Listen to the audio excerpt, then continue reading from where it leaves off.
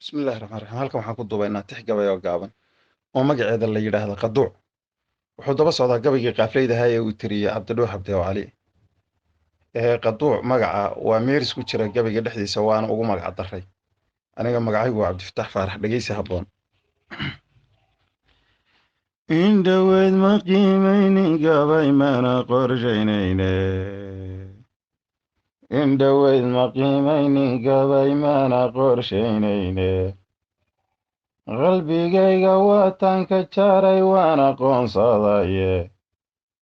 Waxse igu qasbayaa jiro laysla qeerayaaye.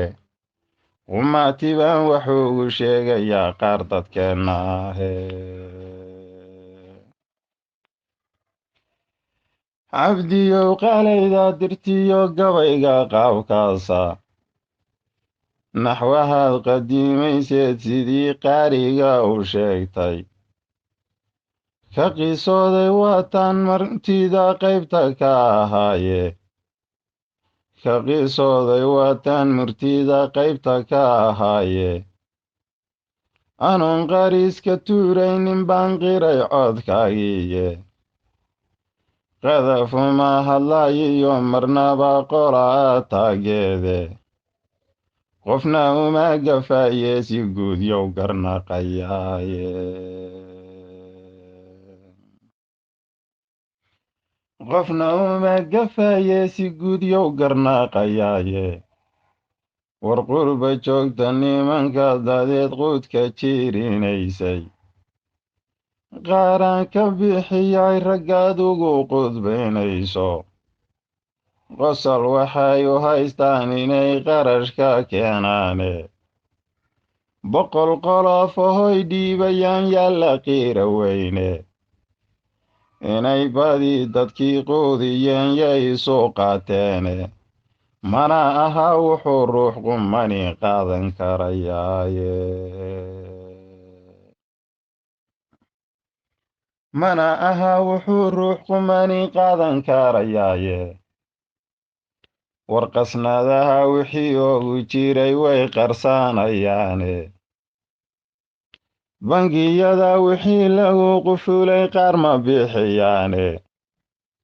Qarafadhugiyo beenna waynagu qaldayaane.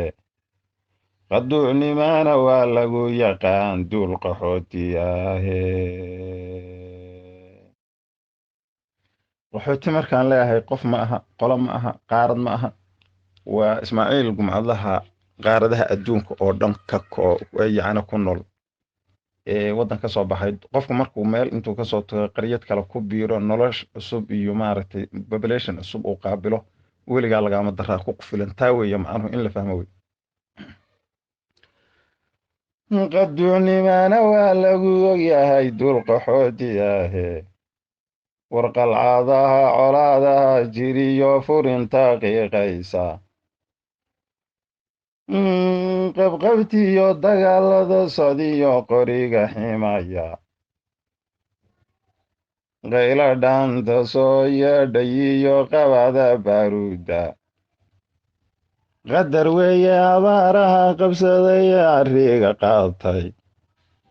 War waa qaafiliin mooganoon qiiraba lahayne.